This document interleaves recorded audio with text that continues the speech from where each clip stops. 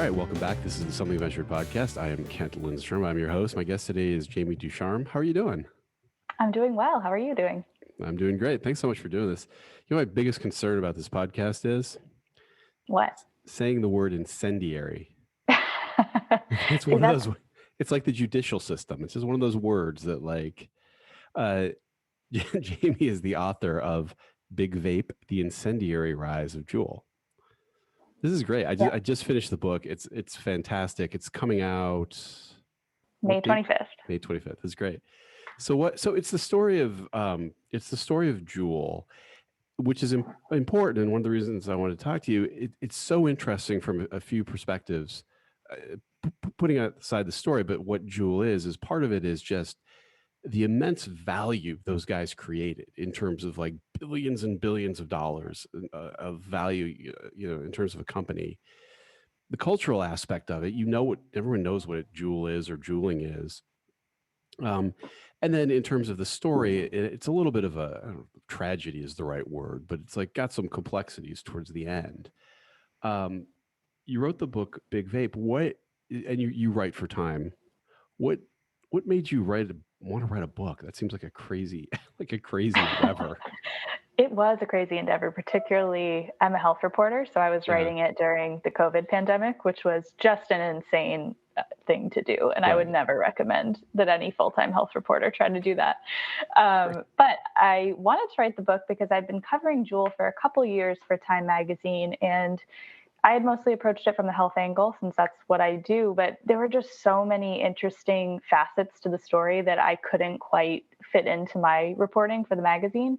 It's a fascinating business story, as you alluded to. It's a really good kind of human character study about ambition and doing the right thing and making these hard choices. So I just felt like to give the story kind of the room to breathe that it needed, it had to be a book. And how do you come to be a reporter, first of all? Like, how does that happen? Like a writer, that's one of those like kind of fantasy. You're in New York, right? I'm in New York. Yeah. So that's kind of one of those fantasy careers, right? Like you're the writer for the famous magazine in New York. It was for me. I always say I was one of those weird kids who knew what she wanted to do from a very young age. I actually remember like making fake magazines and writing my own headlines and doing all of this stuff when I was probably 8 years old. So to me, becoming a magazine journalist was that was plan A, and I didn't really have a plan B. So I went to school for it. I started out at Boston Magazine because I was living in Boston at the time. And then made the transition to Time about 3.5 years ago. So I got lucky because it's a hard field to break into, but it did work out for me. And how was covering the pandemic in New York? Like, what was that? From the health perspective, you seems like you're in the right place at the right time. Yeah, it was strange because we went completely remote. I was locked down. So I was writing about, hospitals overrun and morgues in the street and just constant ambulances. But I was locked away in my apartment, even though I was there where it was happening. But Time, very kindly wanted to keep us all safe. So we weren't doing a ton of in the field reporting at that time. Right. So it was strange. It was a really weird experience to live through it at the same time as we were writing about it. And how is New York now? We're in San Francisco, so we're the lockdown experts. Like the lockdown, and that's our thing. Like lockdowns and masks. How is New York? You started the trend. Yeah. New York is slowly but surely reopening. I think we've done a fairly responsible job of it, kind of staggered steps towards reopening. But yeah, now you see people on the street without masks after the CDC guidance changed, and people are dining inside again, which is that takes some getting used to see that again. But things are feeling much better here. It sounds pretty similar to San Francisco, actually. Yeah, I would imagine the approach is similar. So you're covering the pandemic, you're keeping an eye on Juul. And how does it happen that you write a book about, like Big Vape? What do you just start writing it, or do you get like an editor or like a book deal first, or how does that? So I put together a proposal of what the book would cover, kind of tracing out each chapter. And then we shopped, an agent and I shopped that around to a bunch of publishers. We got interest from Henry Holt, which is where the book will be published. And they were really enthusiastic and kind of saw what we wanted to do right away, which was wonderful. I sold the proposal in December of 2019, so I had no idea what the next year was going to be like. Signed myself up for quite a time commitment without knowing that I'd be writing about COVID all the time. But it worked out. It's a lot of early mornings and weekends and that kind of thing. And then beyond that, it's been picked up for television. It has. It's in development to become a docuseries, which is really exciting. That is super cool. It's Amblin Entertainment, right? It is, yeah. And RJ Cutler is on board as well, which is just so surreal. That's amazing. So how do you how does it start for Juul? Like, what is the kind of, take us back to the beginning. Like, how does Juul sort of come into the world? So the two founders, James Montes and Adam Bowen, met actually at grad school at Stanford. They were product design students there. Both were smokers. Both had mixed feelings about smoking. They enjoyed it, but also were smart enough to know that it was terrible for them and was not a sustainable habit. So as I understand it, the two got to talking and started brainstorming, what could be better? What could be a product that could give us the experience of smoking without, killing us someday? And so that turned into their thesis project at Stanford. And over several not so successful iterations, they eventually came to the Juul. They had some products that came out first and were not terribly well received. And then in 2015, they came out with the Juul, which, as you know, became very successful. It took over the world. And who invests in them? I mean, this is kind of a classic story. A couple guys at Stanford think of something, tech thing, raise money. Like, who funds them early on? Like, how do they get? Because it's not a piece of software. It's not like a enterprise software that like 40 billion venture capitalists would invest in. It's like a thing, and it's kind of like a vice, maybe. Yeah, they had some trouble because a lot of investors don't want to get into the vice space. They don't invest in marijuana, they don't invest in alcohol, they don't invest in nicotine. So they did have some trouble in the early days. Eventually, they found some kind of independent-minded investors who were willing to take a chance. But they're one of their first major investments actually came from Japan Tobacco, which is one of the world's biggest big tobacco companies. They, I think, knew that the future was kind of shifting away from combustible cigarettes and towards these, hopefully, less dangerous alternatives, and got on board. It's an interesting ethical question whether that was a good choice on the Juul team's part, but that is how they got their start. And what is the how do you kind of parse the ethics of it in the sense that cigarettes are legal, they're just not recommended, but they're not, alcohol is legal. What was the conflict for those guys with taking money from, first from the Japanese company? Yeah, well, I think the conflict is that this product hadn't been pitched as just an alternative. The way it was spoken about, it really felt like these guys wanted to disrupt the entire tobacco industry, replace cigarettes, make these things obsolete, is a phrase that got tossed around a lot. So to then turn around and take money from a company making these products, I think to some people just sort of felt like, perhaps their motivations weren't pure, or they were kind of compromising on their values by getting into bed with one of these companies. And that seems to be kind of a big tension, which is the idea that you take a bunch of people doing something unsafe, smoking cigarettes, doing something safer, smoking e-cigarettes, versus just introducing new people to e-cigarettes who weren't going to smoke anyway. Seems right. To be that's the big problem with Juul, because if the question is, should you breathe fresh air into your lungs or should you use an e-cigarette? Obviously, you pick fresh air. If the question is, do you smoke a cigarette or do you vape an e-cigarette? It's a more interesting question. I mean, e-cigarettes are not harmless. They are certainly exposing you to some chemicals. They're not great for your lungs. But they probably are, as most of the evidence suggests at this point, they probably are better for you than smoking cigarettes.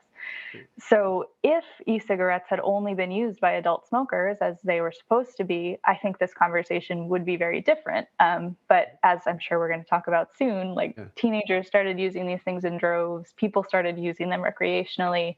It just it got away from what the purpose was supposed to be. And what is the health implications?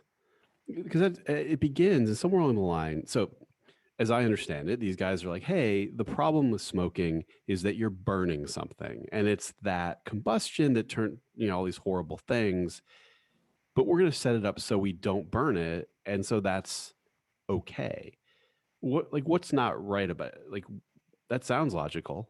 So, but it sounds like that's not exactly correct. No, I mean, I think from my read of the literature, it's not wrong. I mean, so let me back up. I think the big problem or the big kind of gap in knowledge is that these products are fairly new. So we just don't know what they do to your body if you use them for decades at a time. So that's kind of the big caveat to this whole discussion. But I do think, based on the science we have, that concept of getting away from combustion is sound. It's just that there's still chemicals in these things. You're still inhaling something you weren't meant to inhale into your lungs. So it's sort of a lesser of two evils thing. Right. It's not good for you, but it's less bad for you.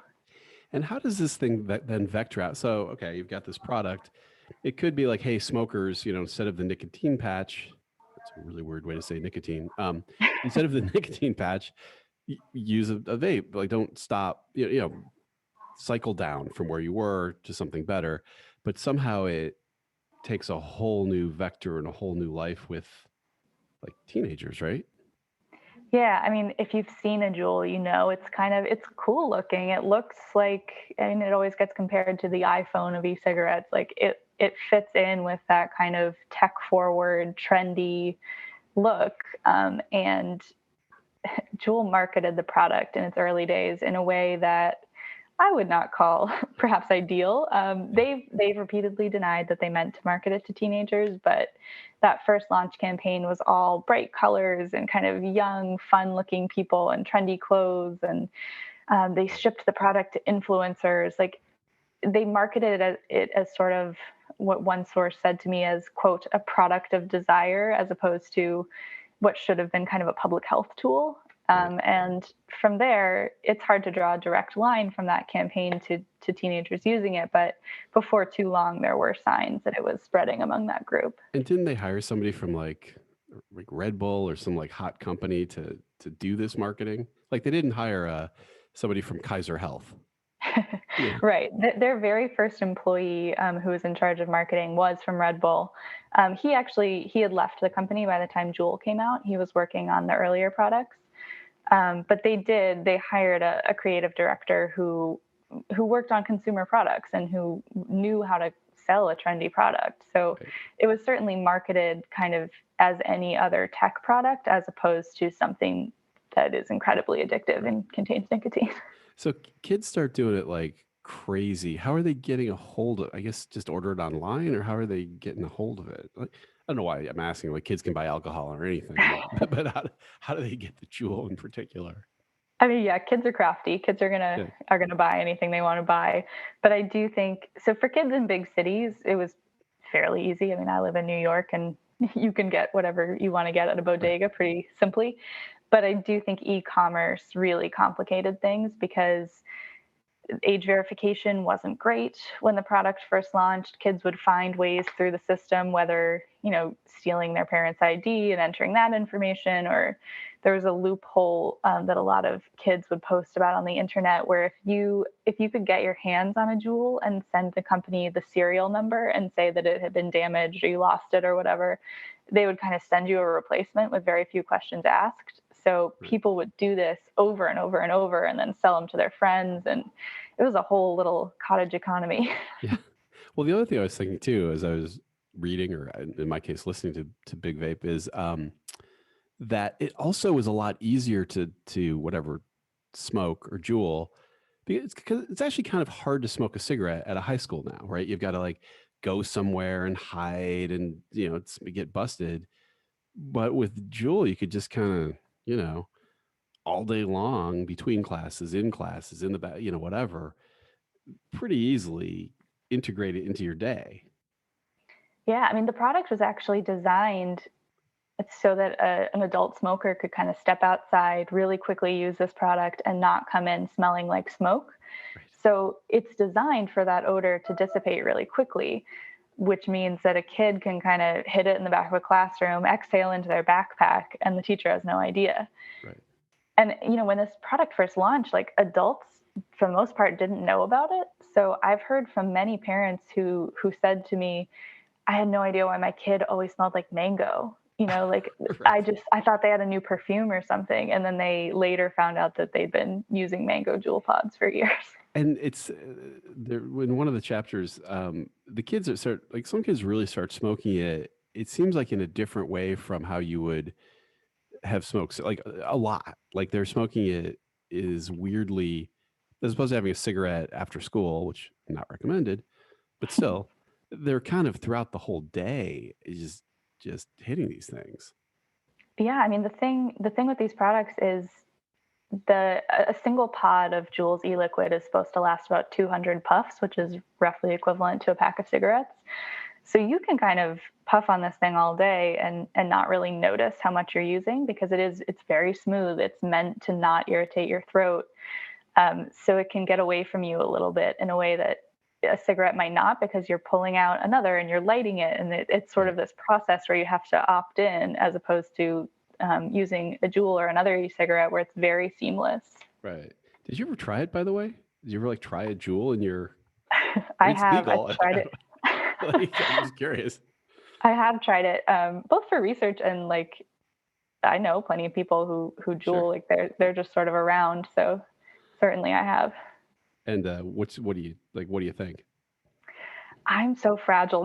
Nicotine is not for me. Yeah, If I have a few cups of coffee, I'm like jittery and I can't sleep. So I find that nicotine hits me kind of the same way, and it's not my thing. not the right thing for you. So what? Yeah. So now this thing, whether it's right or wrong, it's a huge success. What's going on at the company itself as this thing becomes? I mean, there aren't that many things that are household names, and Juul gets pretty close.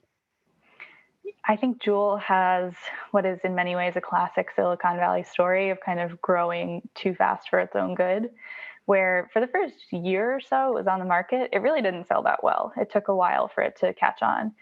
And then once it does, it sort of explodes. And this fairly small startup is just panicking and trying to fill orders and unable to fill orders and having manufacturing issues. So they replaced their CEO after about a year or so after Juul launched, maybe a little bit more, and brought in this guy, Kevin Burns, who had been at Chobani and really helped Chobani kind of scale up, and Right. brought him in to help the company grow and get some procedures in place and get some infrastructure in place. Right. But by all accounts, it was sort of a similar thing where however much you tried to scale, this company was just growing Right. exponentially, and it was difficult to keep up. And so he comes in. First of all, his name is Burns, which is just perfect. I know you And can't then, make it up. I mean, come on, people.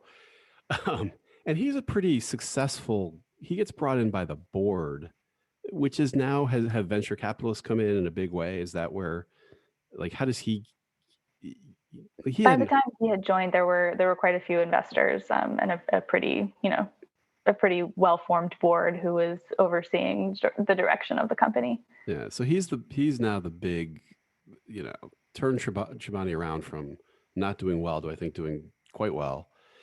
And he comes in and he's kind of a rough and tumble guy, right? Like he's your, CEOs all have these stereotypes, but he's the sort of central casting, workaholic, cussing kind of guy, right? Oh yeah, he's colorful. One story that I came across in my research that I loved is when they were trying to get him on at Chobani, the founder, I believe, of Chobani called him while he was in an Easter Mass service with his Right. family, and he picked up the call and he said yes. So Yep. this guy, I mean, he's always plugged in. He's always ready to work. I met him. He's a nice, funny, Yeah. personable guy.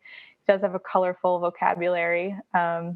But from what I heard, he also has a bit of a temper if you get on the wrong side of him. And Jewel does well under him, right? Like it start growing and raising capital and Oh, Juul did very well under him. They were actually reportedly the youngest company, I guess you could say, to ever hit a $10 billion valuation.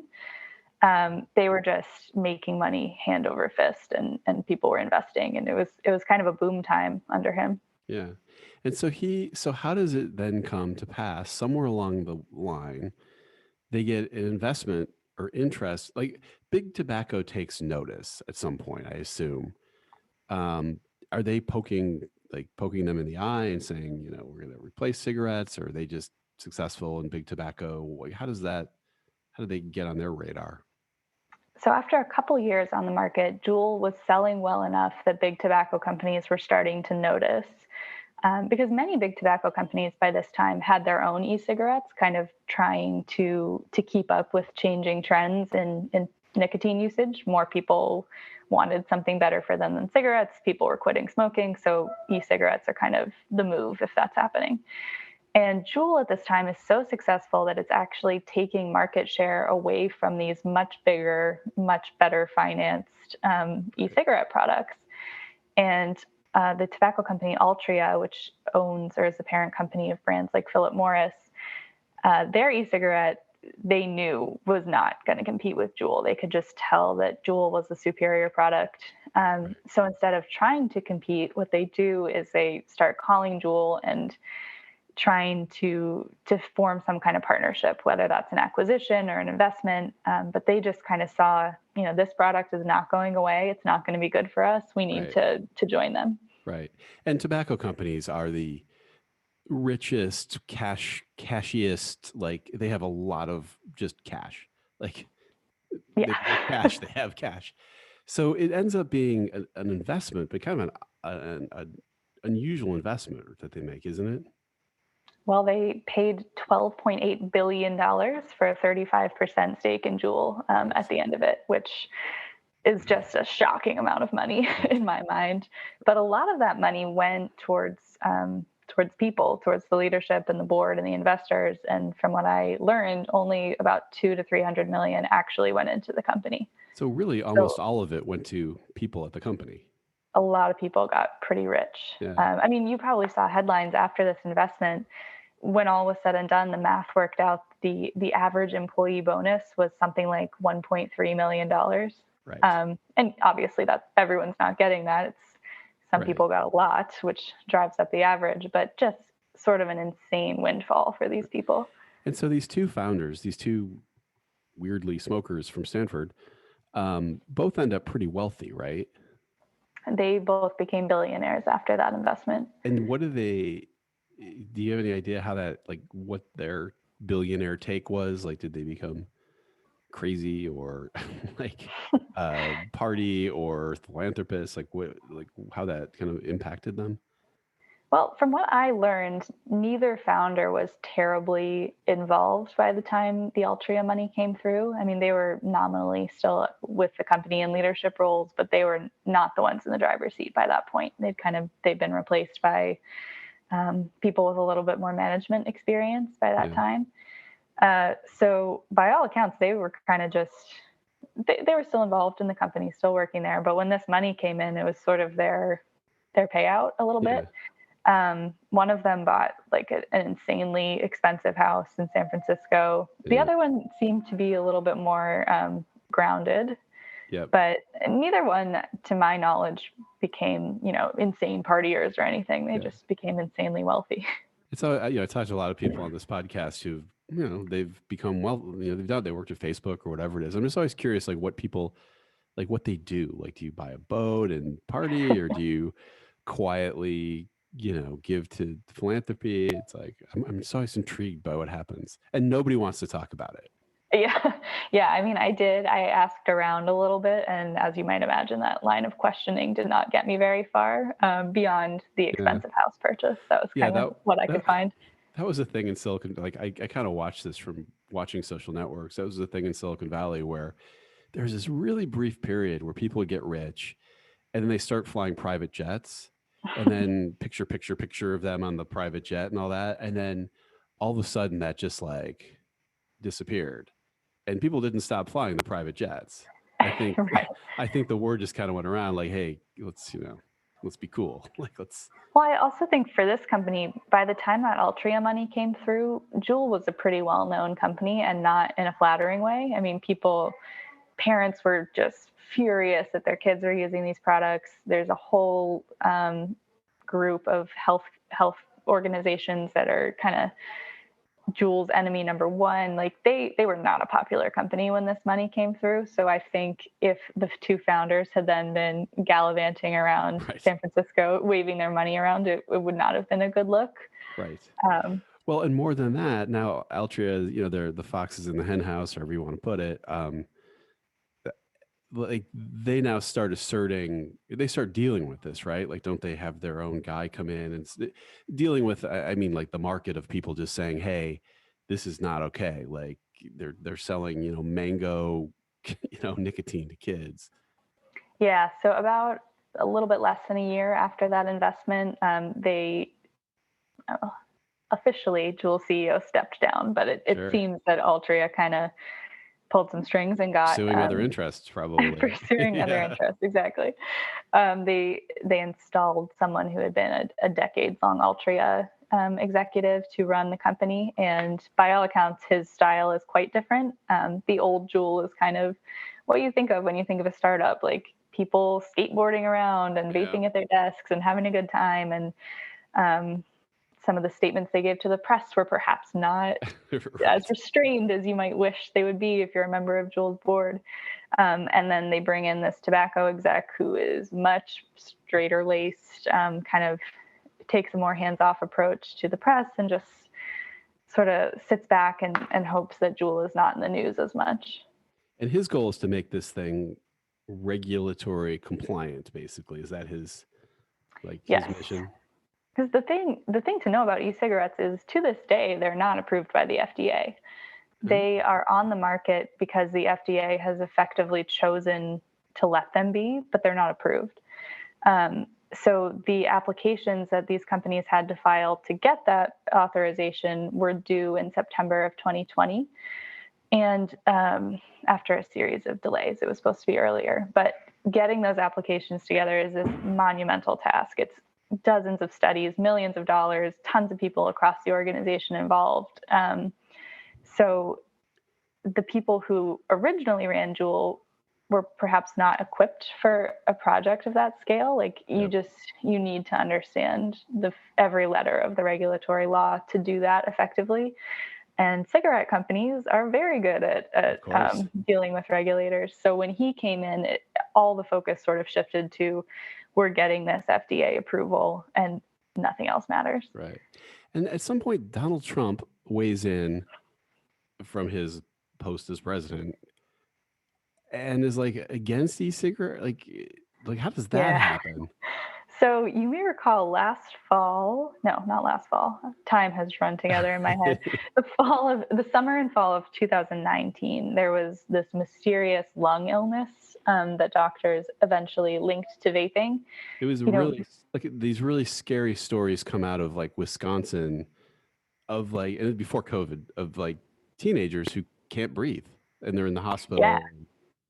It was really scary. You'd see all these pictures of, previously healthy 16-year-olds in a hospital bed hooked up to a ventilator, like really not doing well. And for a while, doctors had no idea what it was because it wasn't behaving like pneumonia. It wasn't behaving like an infectious illness. And ultimately, they realized that it was an inhalation injury, that these kids had inhaled something toxic. And I shouldn't say kids, it was adults as well. But eventually they find that the illnesses seem to all be linked to vaping. At first, no one knew if it was nicotine vaping or marijuana. And because you can use, I guess we should say, you can use, you don't have to use the Juul thing in the e-cigarettes. You can get other off-brand homemade cartridges or whatever it is. Is that right? Sure. I mean, Juul only sells nicotine cartridges, but people are very crafty. And there are a number of products that are meant to be used with THC and marijuana. So there's a million vaping products out there. Juul is far from the only one. Right. And so during this time when it's not clear which product is at fault, which company, lawmakers are kind of freaking out because you don't want to have it on your hands that young people are getting a mysterious lung plague on your watch. So eventually Donald Trump weighs in and says, this is getting out of hand. We can't have this happening. We can't have kids getting sick, and actually proposes to take all flavored vaping products off the market, which is a big deal for Juul because that's their moneymaker. Right. 80%, something like 80% of their pod sales were flavored. So that was pretty dramatic. How is Donald Trump not a big tobacco guy? It just seems like that. Oh, I guess maybe that is a big, I don't know. Maybe that's just like a stereotype, but he would just seem like a big tobacco would be his thing. I could not tell you the thought process that went on there. But it was pretty interesting because he made this big dramatic Oval Office announcement kind of thing. We need to get this problem under control. It was actually September 11th of 2019. I remember the date. Mm-hmm. And then, so he makes this announcement. He says, we're going to take flavored products off the market. And then nothing happens. Months go by, nothing has happened. And it came out in reporting that he had kind of realized that a fairly significant chunk of very pro-vaping people were really upset about this. And the saying was, we vape, we vote. They were kind of saying, like, if you do this, you've lost votes. And it was an election year, coming into an election year. So that apparently rattled him. And he sort of tried to back off of this thing that he had only a couple of months ago called for. So it was a really strange story, actually. Just a lot of twists and turns there. You wouldn't think I guess it would be a big voting block, and I guess it is a pretty important thing. People who support vaping really support it because, if people have used these products to get off of cigarettes, they're very passionate about them. A lot of people attribute their lives to e-cigarettes. Yeah. So there is actually quite a passionate community of vapers out there. So where does the story, as the book Big Vape comes out, where does the story stand today? Like what are you kind of watching or thinking about, or what's the cliffhanger?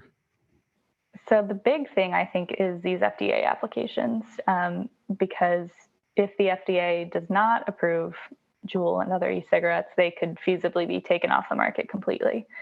So this, at one time, insanely profitable market could completely disappear or exist in a different form than it does today. And that decision is expected sometime by the end of the year. So that's definitely something I'm watching. But it's also just interesting to see Juul's evolution, because when it started, it was, like I said, this kind of classic Silicon Valley startup. And now with more of a big tobacco influence or people from Altria, they have cleaned up their act a little bit. Both of the founders have left the company for the most part. They moved their headquarters to Washington, D.C. to get away from that Silicon Valley reputation. Like it's just sort of a different Juul than it used to be. And it's been interesting to watch that evolution. What, and how does the TV thing come? I mean, the book's not even out by now if you're listening to this, but how does the TV thing come together? That's kind of cool. It is cool. I wish I had more information for you. I'm so new to the TV world that I am learning right along with you how it's working. But so far, it's just been kind of background research and getting all of that together. And I hope that I have more information to share soon. Is it going to be like a docu, whatever you call it, where there's actors involved? I don't think there will be actors. It's going to be sort of the classic docuseries model, as I understand it. A few episodes kind of diving into the story. No, that's too bad. I was hoping you could get somebody to like play you. Like somebody famous. Well, it's funny. When I emailed a bunch of my sources just to tell them the book was coming out, and a few of them were like, if this gets optioned, here's who I want to play me. Yeah. And it's just kind of funny. And everyone has somebody like way better looking than themselves in mind. I guess I should start thinking about that. Like Matt Damon's probably good for me, right? Like that's right? I think so. That's great. So the book is Big Vape: The Incendiary Rise of Juul. It's available in audiobook too, right? It is. We had a very talented audio actor, Sean Patrick Hopkins, who read the book, did a fantastic job. So if audiobooks are your thing, I highly recommend. Yeah. I gotta say, buy the book, but the audiobook was pretty cool. Like I really enjoyed it. Would you do this again now? Like that you've written a book, or would you like, geez, that was a tough one. I'll do that again, or do you have your eyes on the next one? I'm going to take a break to sleep for a little while. I would absolutely do it again, but I would try very hard to not do it during a historic global pandemic. Yeah. That's probably a good idea. So yeah, that's my plan. Well, thanks so much for doing this. Thank you for having me. This was fun. I appreciate it. Big Vape, The Incendiary Rise of Juul. It's actually not that hard to say incendiary. I was really worried about You're nailing it. You're doing a great job. Is the book. Jamie Ducharme is my guest. Talk to you next time.